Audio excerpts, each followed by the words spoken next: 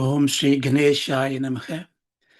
Sadasiva Samarambam Shankaracharya Madhyama Asmadacharya Paryandam Vande Guru Parampara. Om Sahana Vavadu Sahano Punaktu Sakaviryam Karabhavahai Tejasvina Vadidamastu Vitvishavahai. Om Shanti Shanti Shanti. Hari Om. Om Sargasthiti Pralayaketum Achinta Shaktim Vishveshwaram Vidida Vishwam Anandamurtim Nirmukta Bandhanam Aparasukha Amburasim Shri Vallabham Vimalabodhakanam Namami. Om Asya Prasadat Ahameva Vishnuhu Mayeva Sarvam Parikalpitam Cha Ittam Vijanami Satatma Rupam Tasyam Kripatmam Pranadosmi Nityam. Shri Gurubhyo Namaha. Om. Okay. Good morning. We have seen until the 17th verse of Vaakya Vritti. In this verse, the Guru is continuing the discussion about the Tvam-pada Vicharam. You may feel this Atma Tattvam, Tvam-pada Vicharam, all that just repeats what is said in so many different ways. If you feel like that, I think that is very natural. Yes, it is. It is repeating it in so many ways. See, the reason is, I would say, now we are not a full-time committed to Vedanta. If our mind is completely twinned to Vedanta, if a life is oriented towards the Atmajnana Anubhuti only, then perhaps just one mantra, one explanation should be enough to contemplate. But we are all part-timers. Our lifestyle is like that. We listen to Vedanta on a Sunday, maybe Saturdays. Then we have the bhajans to attend to, temples to go to, religious duties to do, rituals to do, karmas to do, laukika life to take care of. So in different paths, we have different ideas come in. They compete for engagement time in you. And our mind vacillates and we say, that looks more comfortable to follow this. So we wander around. That's okay. That's how the life is always. And until we come down to the stage of realization, it is like this. So perhaps for that, to comfort that and to give us reinforce a thought, we repeat that. So don't get bored, because if you carefully listen to the repetition of the same context, concept will be in a different context and gives you a different insight to it. So in the 17th mantra, we just have a recap. Sankha dopi tata naham ididrishya vilakshanam trishtara anumanena sampradaraya. So the Guru is saying, in the Tvam-pada Vicharam started in the 11th mantra, if you remember. The 11th and the 12th, Guru said, he didn't talk about the anatma. He talked about all this to give us a context. He went straight to say, you are Satchidanandam. You are the Atma. This came in the 11th and the 12th mantra. Then realizing that we are not able to capture that, he shifted the focus towards Anatma. See, what is Vedanta? Vedanta, if you want to say in a nutshell,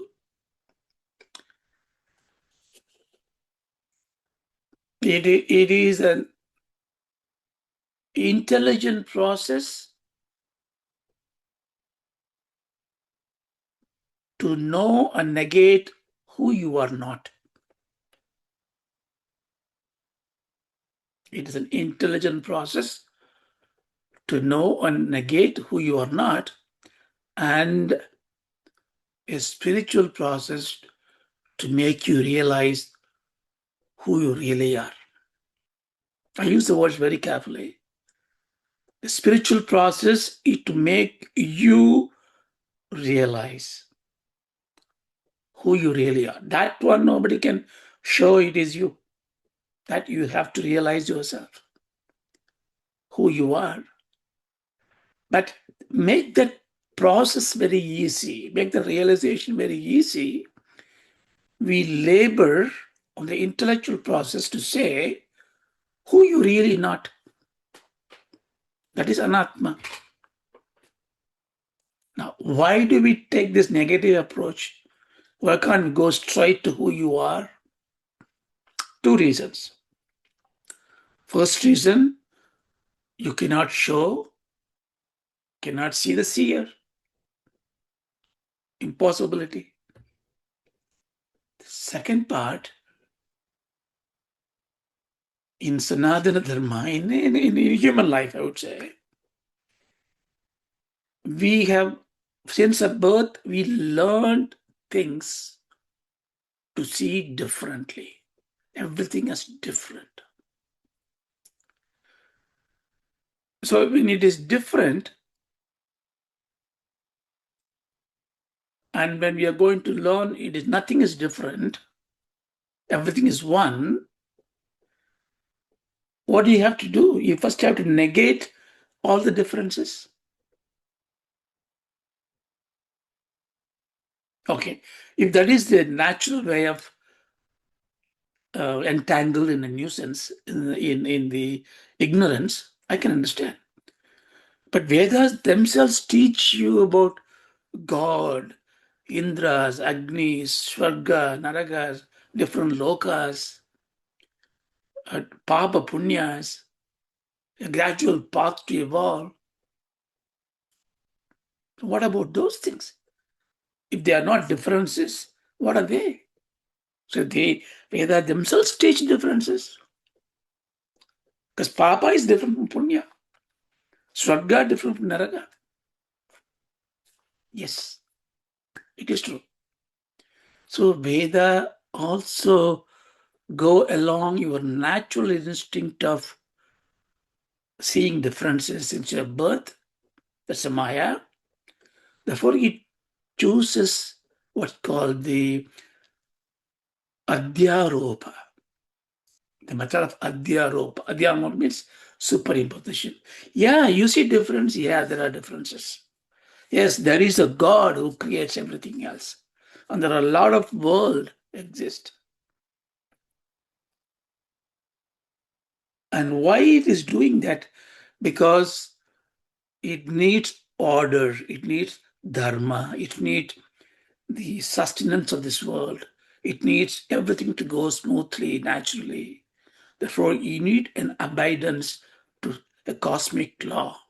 The cosmic law leads a cosmic lawgiver, a Ishvara. So, in the natural desires and the fears that we have, it shapes them through religions, a method by which you look up to something bigger than you. Therefore, there's a difference. Then Veda says, okay, everything going well, you are now realizing it. It's time to show the truth. So it comes what's called the technical apavada. Adhyaropa is a superimposition. Without we knowing it, we are given the Adhyaropa techniques. There is a God, there is thing, that, all that. Then apavada comes in. Yes, that supreme power that you are worshipping is none other than what you see, what you experience. who you really are. Then you get really shocked. Why I have gone through all these things? Now I need to unlearn this. The unlearning requires a shock to the system. And your mind is not able to cope with this unlearning the old things, because the mind is full of blemish. So Vedanta tells you, okay, if you're not able to cope with this, go back and do what you're doing more with the sattvic gunas. Do more seva, more upasana, do selflessly, do ishwarapana. By doing that, like that, your mind becomes at ease. It becomes pure. It is able to really see black from the white and the gray. That's why we have to do all this karmas and all these things. The mind is at the kind of a peace at it. Then you ask the question, bring it on now. Who am I? So that's why this Vaakya Vritti, it's tatvamasi, Mahavakyam, is that deliberation. Okay, if you're like me, mind is not pure yet, but we will strive for it. We still hear that. Okay? So in the 17th mantra, if you look at the mantra, what he says, tada, same way, na aham sankatapi iti avataraya. See this, the disciple had a doubt. He said the object is not me, the body is not me, the mind is not me. Okay, he is able to divide each one into several components. That's how he thinks. Therefore, the components may not be the whole entity. But when I assembled everything, so don't look at it, body, mind, intellect, all come together. So in a table, if you cut the table's leg and the top separately, you don't call it a table. So the table comes because there is a sangatvam, there's an assembly. So why can't I be that assembly with full of life? When your body is removed, my mind is removed, I don't exist, or I don't know what happens to me. So this is the doubt he may have. So he says, no. Sankata api, even the combination I am not. Why do you want to think yourself an assembly of elements? It's the assembly of parts. It is okay to talk about insentient thing. A table has no consciousness. Even the table itself, we call it an entity. If somebody asks you, is there not a table? Yeah, I see a table. It's a functional entity. Granted. Of course, when you remove the legs and the tops, there's no table. But there's a functional entity called the leg, the top. We accept that. In Vedanta, we accept that. But you see, in Vedanta is not in this Vyavakarika world, this transactional world. We are not looking beyond the transactions of it, beyond the birth and death. It's called a Paramarthika world. There is no assembly. Assembly is not an entity. It's just a nama rupam. The same legs they have put it in a crossway, you call it a different name to the table. Maybe a stool, you call it. So the name changes when the form changes. The name and form are not real. Because, if I tell you, don't bring that wood, but just bring the table. Can you do it? No. The table does not have substance. It is just a name and a form. The substance is the wood. So I say, okay, leave the table, just bring the wood alone. Can you do it? No. Because when the wood is a substratum taken out, the table doesn't exist. So the table is not a real existence in that sense of understanding. In a functional world, to use it, yeah, a table exists. In the abstraction of it, table is just a nama rupam. And it is insentient. No, it's a, what about a child is born, right? Suppose you argue like that. Do you see a child as an assembly? A father's part, mother's part assembled together like that? Or you see a child as an accident of this sangatvam of the man and a woman?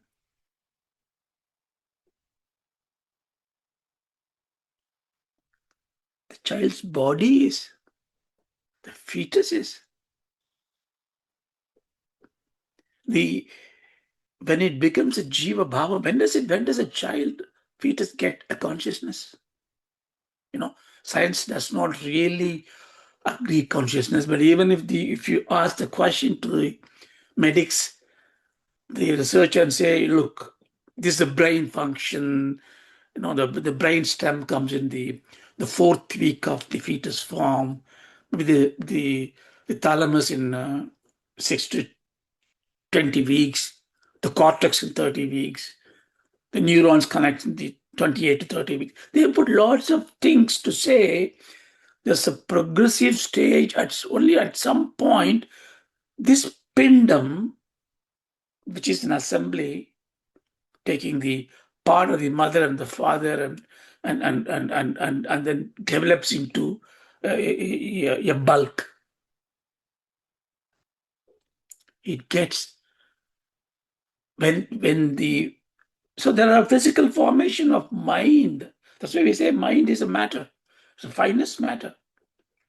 It's all formed when it is able to have a reflective capacity inside.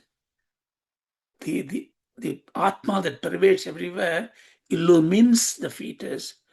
The fetus gain a consciousness, a jivatvam comes in. According to our dharma, it happens in 28 to 30 weeks. And then once it comes in there, it is full of aware of all its janmas, and then turns around, the head turns around, and then it's ready for delivery. So you can see it is not just something put together, something is formed.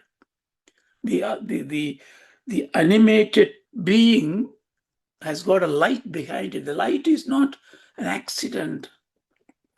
And that's the reason why I think we do this function called, I don't know how you say it in English, we call it Semandam, right? 7th or 8th month for the pregnant mother. The word actually, Semandam is one of those samskaras. In fact, it's samskaras, the karmas that you do, the garbhadanam first, the punyajanam, then you come. The third one is the Semanda Nayanam.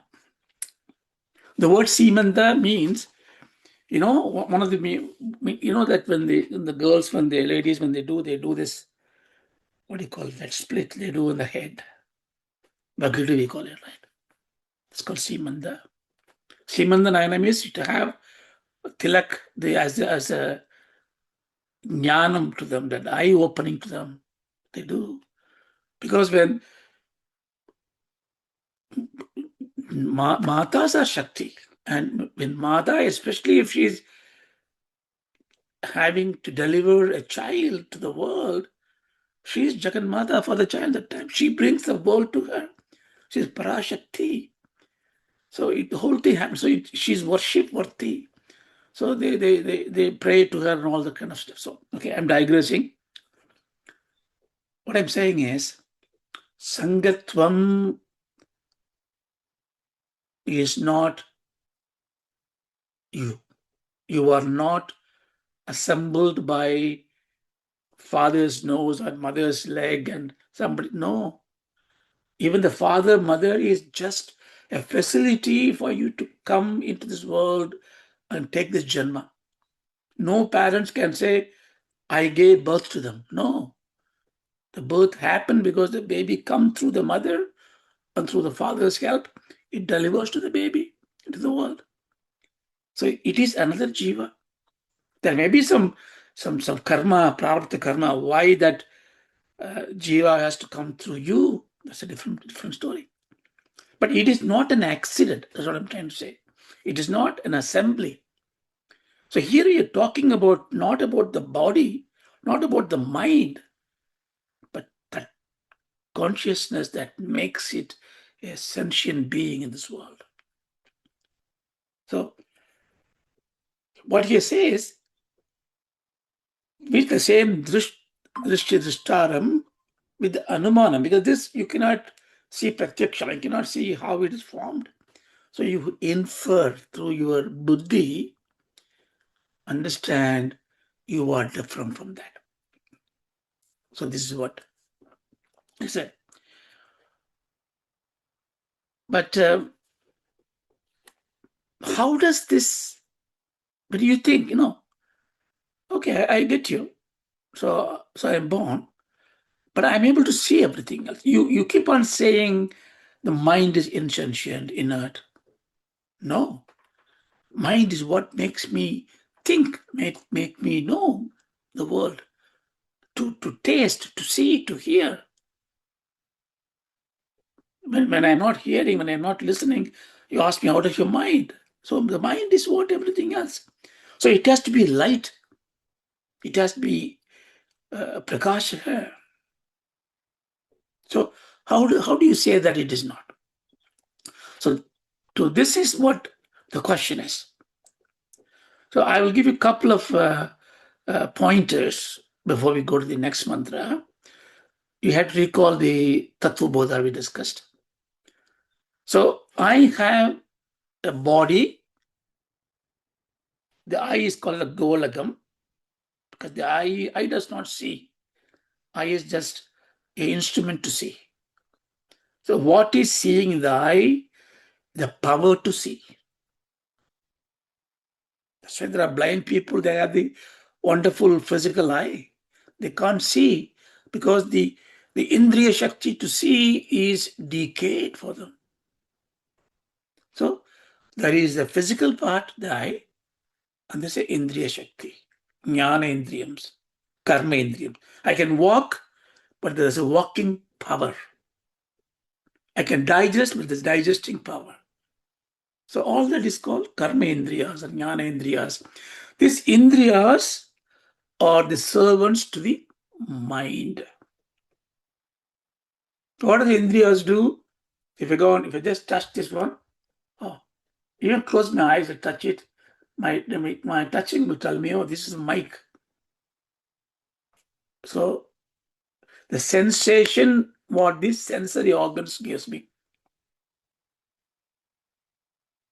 The mind takes the sensation and it has got a chittam, a memory, and the post knowledge is there.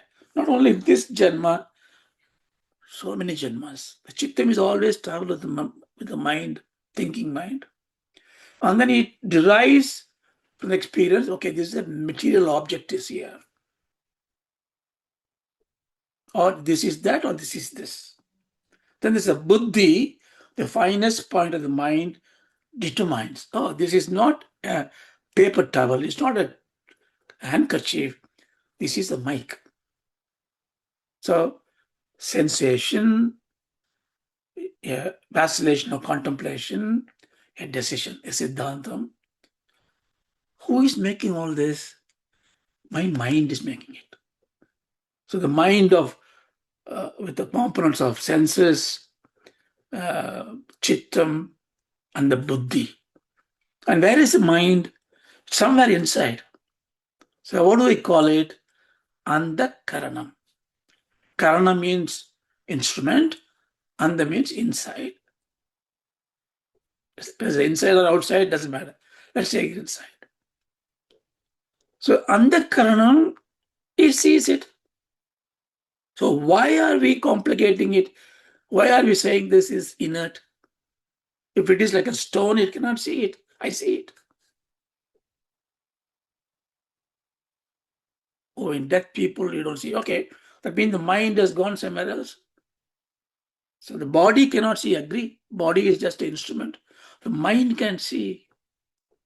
So the example of a person who's dead is not able to see doesn't work for me, because in the dead person, the mind has gone somewhere else. So mind is a seer. Mind over the matter. So mind is sentient. So mind is me. So this is very powerful logical argument, right? So first let's look at it. If you stick with the argument, what happens? Okay. I think everything what you say is logical. Mind is you, therefore you are the mind. How is your mind now? Obscene. It is thinking something ugly. Are you an ugly person? No. It is my mind that is. If it is your mind, it is not you. It's like your shirt, it's not you. Or maybe. Okay. So you are saying your mind is not you, but you're saying your mind is sentient like you. Yes. How can be two sentient beings in one body? How can be two drivers in a car? Who controls the indriyas? Won't it be a complication of it? So, this we can understand. So, the Antakaranam that sees the world, what happened to it? You become an egoistic person because you see it. Now you see the Antakaranam by itself illumines this world. That's fine. Some say it's Antakaranam got all the lights and it has a power to illuminate the world. Fine. But then once it's personified, what the personification means? You attach a personality to it. It is me, I am Raja. I see this world. I write it, I talk, I do, I'm seeing. That is how we live. The implication of that, because you took ownership of it, of the mind, and mind is you. The mind suffers, therefore you suffer. Mind is joyful, you are joyful. So you are enslaved or entangled with the mind, and you are doomed for samsara. Vedanta tells you, don't worry, it's not like this. Very easily you can understand, because when you are in a deep sleep, what happens to your world? Can you see who is next to you? Can you see who is outside? Do you know what color in front of you? Do you know you have a problem in your in the sugar level? Nothing you know. Why am I not knowing anything else? Is my mind dead? Is gone somewhere else? What happened? The mind has no power to throw light at anything. See, when knowing means you're throwing light at it. That's what I mean. I see something means my awareness light goes onto it. I know it. So in the deep sleep, for whatever reason, mind has no light upon it. Therefore, it cannot produce understanding, perception on anything around it. So it retired, it gone to a deep sleep. Well, sometimes I don't sleep, I dream. Then what do? You create, you got a little light there, ambiguous light there. You create your own world. So it tells you, therefore, when the mind got a light, it can create the world, it can perceive, it can bring experiences. But what we see from the waking state and the dream state and the deep sleep state, mind can lose its light and mind can gain its light. Therefore, mind is not the light. It is an illumined object. This is all logical, right? So it is a beacon. When it is fully lit, for the beacon it is a daylight, Jagrata Avastha. When it is dimly lit, it doesn't have the perception beyond its physical boundaries. Therefore, it creates its own world in the dream. And even that light is off in a deep sleep. This is logical. That means there must be a light. That light is your chit, your atma, your consciousness, your awareness. The awareness that you had a good sleep, the awareness that you had a good dream, the awareness that I am talking, the awareness I don't know what I am talking. All that is there. My ignorance, I am aware. That is an illumination all the time. Why am I not seeing it? Because you are the illumination. You are the light. See how profound it is. So I don't need to see it because I cannot see it. I am the seer. But I illumine. I light up everything else. That's why when the moment that the light is not coming out, people take me to the graveyard and bury me. And it's the body. The light is off somewhere. So what does this light do? This light illumines the antakarana. Because that's why it's called antakarana. It is closest to the light. I'm sorry about this kind of closeness, distance, all that. We will negate all this in the future. Imagine now, because its innermost part, it is with the light, therefore it absorbs all the light. And the layers is a buddhi is a layer. So the sat buddhi, the buddhi is always illumined by this atma. When it illumined, it generates I exist, a notion of I, the self, the ego, the ahankara. The ahankara, the buddhi, chittam, manas become your personality. Now, what happened now? I was dark, now I am light. Light coming from this Atma. Then what does this light do? This light reflects the world. Like now, if you take a mirror and then take a sunlight on it, and then you put it into the room and the room gets bright. Because this mirror becomes a sun to the room. Mirror is not a sun. It borrows the light and projects it outwards. Same way, the andhakaranas become illumined and they see things.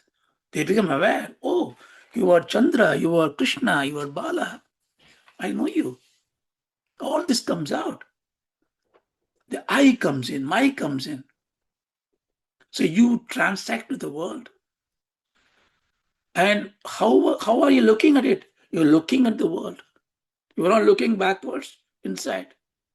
So you forget this chit. You forget the Atma. This is life for you and I.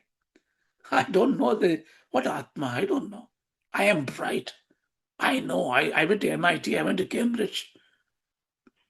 I invent this. I see. So I am become the inflated jiva I am.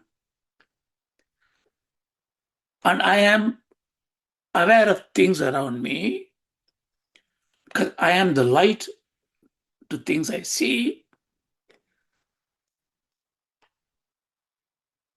So who am I? I'm actually reflecting the actual light, chit, coming into me. In Sanskrit, reflection or mimicry is called abhasam, not the Tamil abhasam. Sanskrit abhasam means mimicking, reflecting. So I pretend to be the light, chitabhasam. Now I become the driver of my karmas. I own the papa punya, therefore I suffer. You see the logic? The samsara is therefore not because of you are desiring something, not because of you are afraid of something. All that are consequence. Only because you really do not know who you really are. The Chidabhasham, or call it Jiva, that you are. So what does the Vedantam, tatvamasi, Vaakya Vicharam make you do? You say, all this is intellectual process. See, I believe it's my humble opinion. It's more difficult to understand a karma, Chandi Homam or Rudra Japam, or because there are so many rituals to do, so many things to do, so many formalities to follow. In Vedanta, everything is simple. Only the paribhasha is difficult to understand. Paribhasha is a technical terms. You're not asked to do. You're not, after this class, you must go and do 200 times this mantra japam or this puja in the temple. No. I'm not saying don't do it. I mean, do it. Do those things. Your religious rituals, what you have to do, you do it. But that gives you a different benefit to pure your mind and body. But in the Vedanta, concept becomes a realization. You just have to do nididhyasana. You have to contemplate, get this knowledge, get this realization of it. Therefore, you don't really need to allocate a time for it. Maybe Saturday, Sundays, we had an opportunity to converse. That's fine. But to put into practice, you don't need to slot every Friday for 10 o'clock. I do Vedanta Mananam. No. It has to be a perpetual process in your mind. What is the process? That I am not who I think I am. I'm not this mind. I'm not this body. So that's why you are saying sampradaya, avataraya. You have how? Anumanena nipunam sampradaya. Nipunam means, see, Vedanta does not allow even a little bit of faith coming into this picture. Guruji, I really like you. You are a great person. Whatever you say, I take it. Well, you may say to please yourself or please this egoistic guru if you want to hear that. It's irrelevant. Because this is about you understanding it. Nipunam anumanena sampradayaka, with your intellect, without doubt.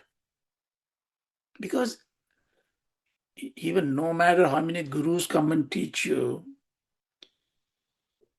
you have all the teaching have to be inculcated, and by that your internal guru will rise, and then he or it will direct you. The Sadguru is the Sat that is inside you. That's for sure. Even that's what Bhagavan says, Bhagavad Pada says. All this knowledge, all this wandering will cut us under the veil of Maya. Then the Shivam Prakasham is there, the Swatantram is there. It takes care of it. Everything will happen. So I say it takes care of it, but it is not it. It is aham. That aham, the sambandham, the tadatmyam is not coming to me because of this ignorance. So this whole laboring this text is to keep in mind the Shravanam, Manana, Nididhyasanam has to be an ongoing process. You can get married in life, you're a young man, can get married, have a child, and life goes. But this should be your undercurrent of it. So your life becomes beautiful. So we saw up to this 17th mantra.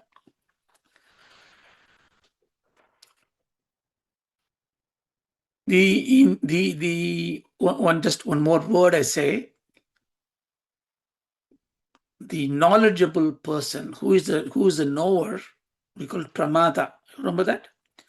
Pramana means right knowledge. Pramata is the one who has knowledge. So that pramata is therefore for us the chidabhasham, the mind, everything. But in reality, it is the chit. So the pramada transition is what going to happen. So this will be further clarified in the next mantras. So in the next mantra,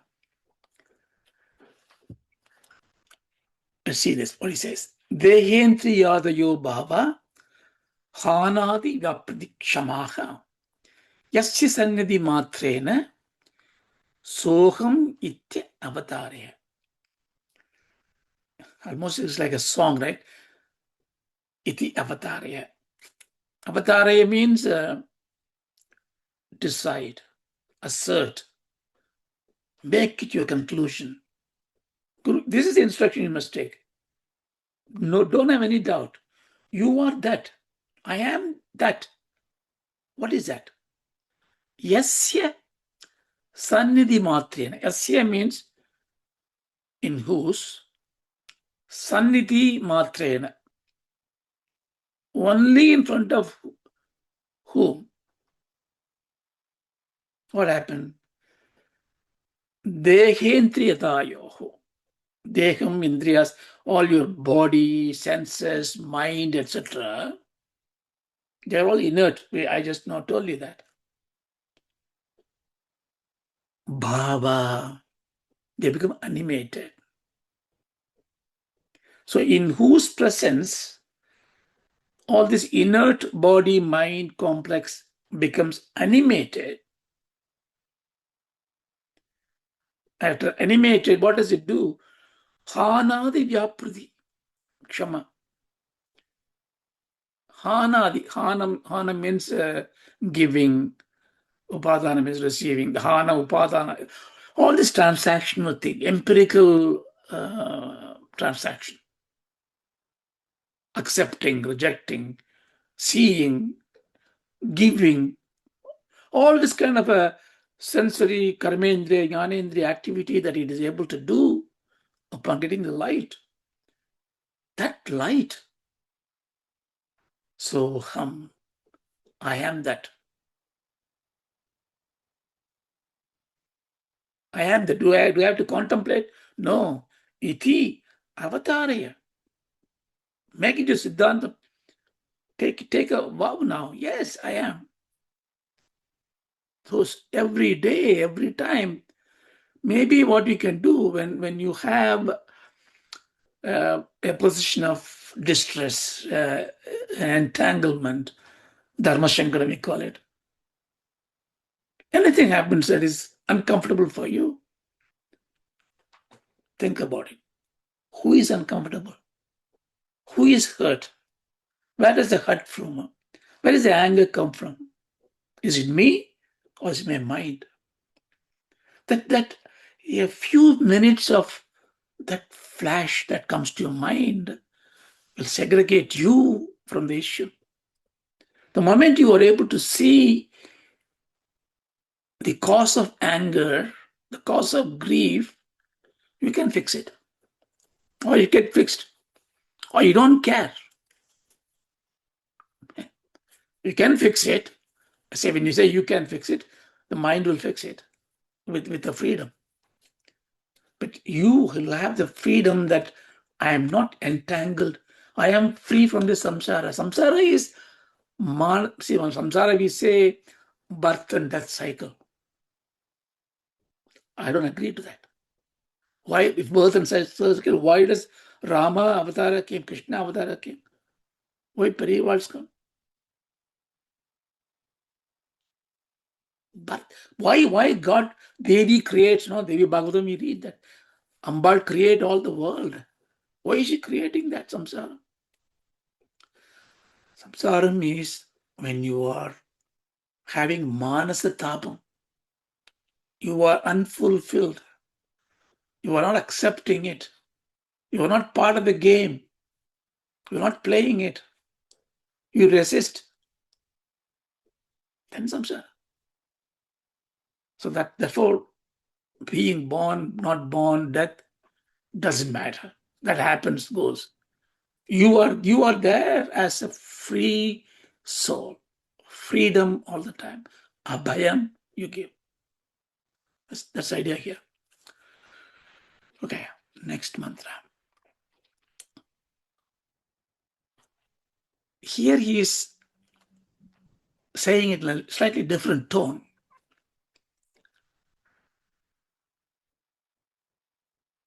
How does the light happens? You say that I am different from this, and there's no sangatvam. How can it influence? When a tree and a branch, there is a branch break, the tree suffers, or the tree get deprived of water, the branch suffers. So there is a kind of a connectivity process there. But what is it here? He says, anapanna vikaraha san ayaskante deva buddhyadim shalayet pratyak sohamit avataraya. One more time. Anapanna vikaraha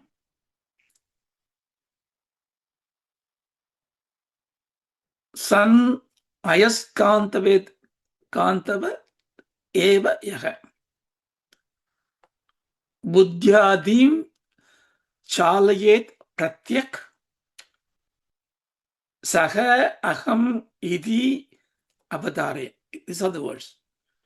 Anapanna vikara. Vicaram means what? Changes. Apanna vikaram means, apanna means attained. Apanna vikaram means attained changes. Having a lot of changes. But anapanna vikaram means, always Vedanta gives you like that, double negatives. So here it says, without having any modification. Sun means sanitvam. What is there? What is there? That is immutable. What is there? Ayaskantavat eva. Kantam is the magnet. Ayaskantam. Like a magnet that does not undergo any changes. So what is he implying here? When the magnet is there, the steel pins are running around. Everything is rotating it. It doesn't happen anything. Nothing happened to the magnet. It is not doing any action. When the sunlight comes in, the lotus just blossoms. Sun is not doing any action. In the presence of the light, something happened. Sun does not go through any modification. Same way, this magnet doesn't go any modification. So this this gravitating, the propelling power in you, the Atma Shakti, the Chit Shakti, which is immutable, which makes Buddhi Adi, Buddhi Adim, Buddhi means Buddhi, Manas, Chittam, Ahankaram, senses, all these Antakaranas, Chalayet. Chalanam means action, Chalayet means a lot of actions, transactions. So what he's saying, like in front of the magnet, how the metals get activated, animated, in front of the immutable Atma Shakti, Chit Shakti, the body, mind, all the complex get actions. And another word, important word here is pratyak. Where is this light is there? Pratyak. Pratyak means the closest to you, the innermost to you. Pratyekam, we say, no? Pratyekam, the private, the pra shabdam is that. Pratyak. So I am, so the light is in me. The light is a magnet. That what ties everything else, that what lights everything else. So it is in another way of saying what you were saying before. So you take a decision on it that is I am. So it's another contemplation that you do. Then one more, so see 2 more mantras. Yeah, we have time.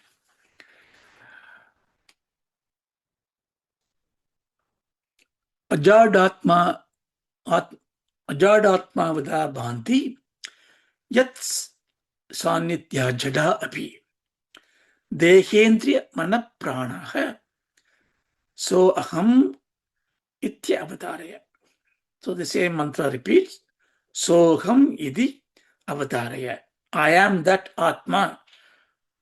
You assert. What is that? Yet sannidhyat, in whose presence the gross body, senses, indriyas, the life energy, deha, indriya, mana, pranaha. It looks like he's repeating it, but he is giving you some clues for you to contemplate. Deha, the physical body. Indriya, the senses. Manaha, the mind. Pranaha, the life energy. All that are jada api. They are all inert. But abhanti, but they appear as ajada. So it appears as if they are not inert.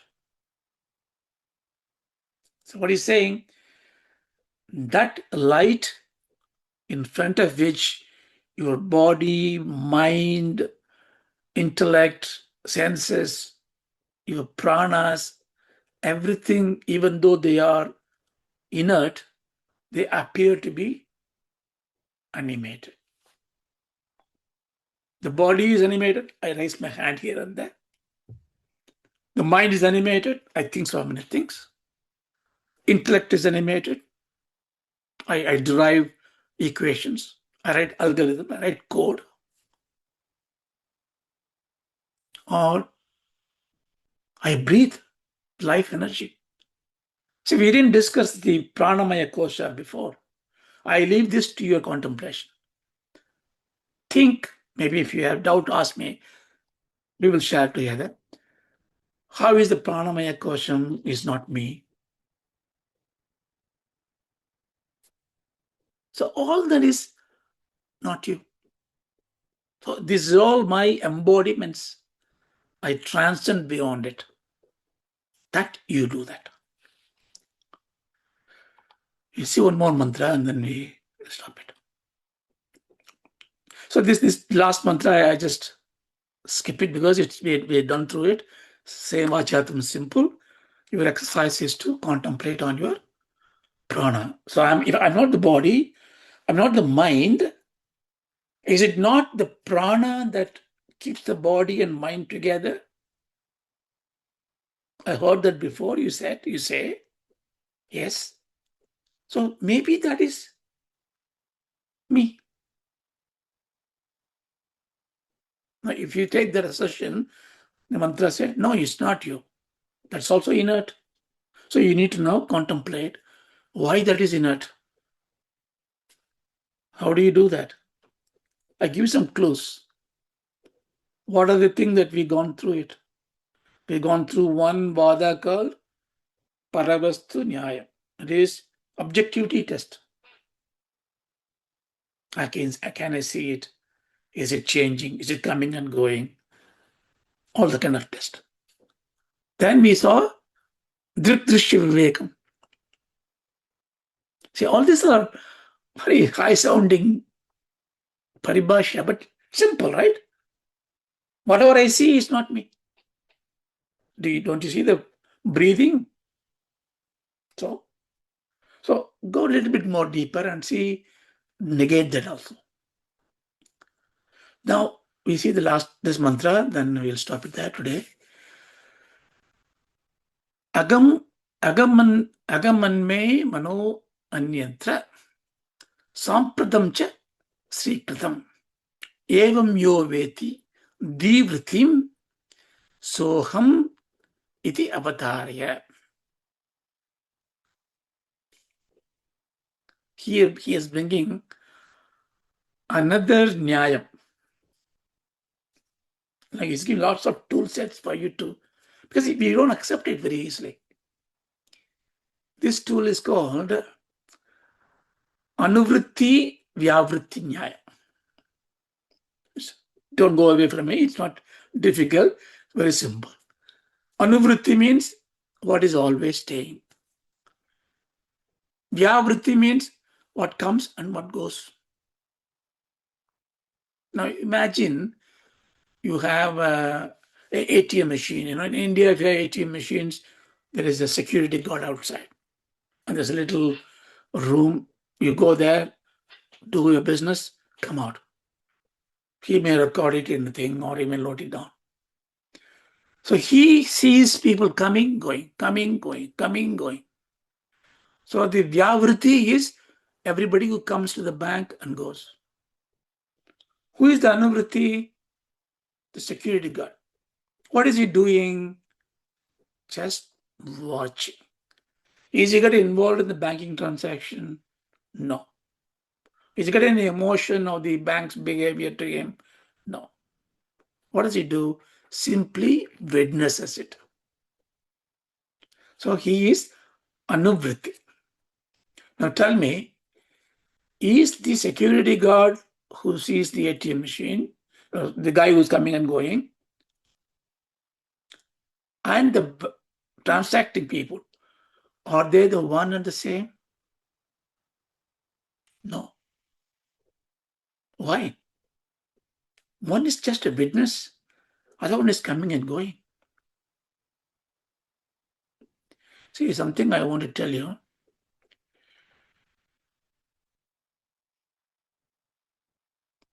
When I said the chit is illuminating the antakarana, and the antakarana illuminates the world. Simply, the consciousness lights up the mind lights up the things that it sees. I told you, right? The important point to stress, great insight this is, the chit sees only your mind. Chit illumines only your mind. The chit does not see what your mind sees. Do you understand? It does not see. It only, like the security guard only sees the person coming and going. He does not see what transaction is doing. That's not his job to do. He just watches who comes and goes. Same way, your chit is putting light to the mind. When chit is not putting light to the mind cannot put light to the world. The mind cannot put the light to the world. Mind is inert. It is withdrawn. It gone to deep sleep. That's why in deep sleep, you know nothing. What about my light, inner light? Inner light sees the nothingness of your mind. You are always awake. The waking state, the dream state, and the sleeping state for you and I. For the jnani, there's an awakened state at all the time. For the Atma, the awakened state all the time. So it knows it is daytime, the mind is working, the body is working. It knows it's a dream time, the body is sleeping, the mind is working. It knows it's a sleep time, body is resting, mind is resting. Therefore, it only sees what the mind sees. That means, see, all the good and bad, the evil and the right thing, the papa and punya, the sugar dukkha, who is seeing that? Your mind. Does the Atma sees what the mind sees? Does the Gurga sees what you transact in the bank? No. The Atma does not see what the mind sees. Atma does not entangle the mind's experiences. Atma, therefore, is never happy or sad, never angry or peace. It is always at the Ananda, tranquil state. Logically, you should be able to understand this. Then there comes the problem of, am I the Atma or the mind? That's your exercise. Only you can do that. But logically, we can collectively discuss it and agree. Avatarya, yes, I can see this. Atma has nothing to do with what the mind does. Therefore, I can never say, I am a sorrowful person. I can say, this mind is sorrow. I won't even say my mind. This mind is sorrow. This body is not well. You go to the doctor and say, you don't start saying, I am so disillusioned, I'm so grieving, I just can't bear this life. And he says, what's wrong? My toenails are broken and it's bleeding. Right? So your mind is emotional to the toenail. Doctor ignores your mind. Because that is your artificial illness. He focuses on what is to be done. So the focus has to be what needs to be done. Atma's focus is your mind. That's the reason why, if my mind has to reflect the Atma purely, my mind has to be pure. So that's what here he bringing that Gurga example in the Vedantic context. Me mano, my mind, agaman me yatra atra agaman me, my mind has gone somewhere. So for example, the class right now. So I'm just yapping and you suddenly thought of something else. And when I said a Gurga, your mind has gone to the experience you had in one of the ATM and the discussion you had at the bank. And suddenly when I look at you, you want to focus back into this. Then you will think in your mind, well, my mind has just gone somewhere. As you are discussing, I missed the point because my mind has gone somewhere. That's better to say that way than saying I have gone somewhere. You actually gone somewhere. Your mental plane, you've gone somewhere. You're not in the class. But you say that my mind has gone somewhere. Or This mind has gone somewhere. Now, what is it now? Say, Sampratham means now it's here, it stays. Sthiri skritam. Sthiri skritam. It has become a sthiti. I have done it. I have made the mind to come back here. So the mind has gone somewhere. The mind has come here.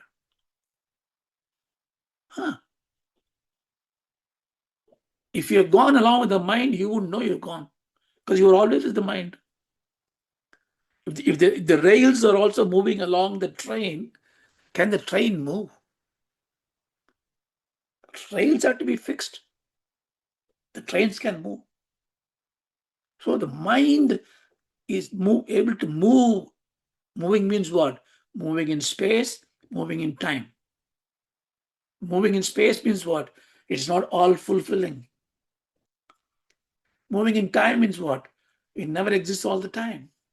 That's why mind was there, is here. It is limited. But who saw that? I saw that, you say. Who is that? Is it a mind? If mind cannot say, mind has gone somewhere else. At the primitive stage, when you think you are the mind, you will say, I gone somewhere, I lost you, I gone somewhere. But when you are refining that you are not the mind, you will say, my mind is gone. So this conscious awareness that you have, very ordinary knowledge, right? This is that awareness that you have is like a gurga, anuvritti. It does not go. It always exists continuously. Anusantanam. That's the reason why it is able to say in the morning when you get up, hey, Bala, you slept very well last night. I didn't know. I was like a dead wood. Yeah, you wouldn't know. You being the mind, because you are withdrawn. You are blank. I know it. You had a good sleep because I was watching your blankness. Your mind is inactive. Who is telling you that? Your awareness. So therefore, I am not the mind. It's so simple. But this is what we are going to discuss the next class also, with a bit more with the Jagrata Swapna Avastha. So let's stop it here. So a lot of points, but I kindly request you just reverberate, maybe look back the recording or something, assimilate like a cow. There are little knots, but they are all very simple things. But it gives you freedom. Unless we inculcate, see, we are not doing, why are you studying Vedanta? Because I want to write a paper. Well, okay. I want to teach. Okay. But all this is a conceptual study, What's the point of teaching? What's the point of writing? So there are certain ways of Vedanta being imparted and learned as if a scholastic exercise. They even give certificates, I passed this Advaita part 1, part 2.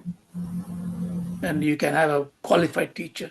Or even the ashramas, sometimes you go, they have so many swamis, so many pujas, and you do that, do this. There's an order. See, authority, Vedanta has no authority. A guru has no authority on Sishya. Authority is religion. Authority is law. Authority is built on faith and bhayam. You shall do it. He says, okay, you Nabarana Puja, you do like this, you do this mantra. Why should I do it? You can't ask him. The Purohit will say, I'll go. You don't listen to me. Authority. Bhayam. It's fine. Because that's the way to do it, you do it. So all religion, all forms of worldly living thrives on authority. Vedanta, it is understanding. It is freedom. There is no authority. You have to really contemplate and assimilate. But if you don't do for that, but you do for a certificate purpose, qualification purpose, teaching to others purposes, fine. Then you understand the concepts, write, take notes, compare, contrast, prove it. But if you want to transform yourself, because this janma is rarest of rarest janma, and if you want to contemplate, then you have to assimilate. So let's stop it here. Om Asado Ma Satgamaya. Om Asato Ma Sadgamaya. Tamasho Ma Jyotirgamaya. Tamaso Ma Jyotirgamaya. Mrityo Ma Amrdam Gamaya. Mrityoma Gamaya. Om Shanti Shanti Shanti. Om Shanti Shanti. Om Tatsate. Hari Om Tat Sat. Namaskar and thank you. Thank you, Thank Bhavaraja. you.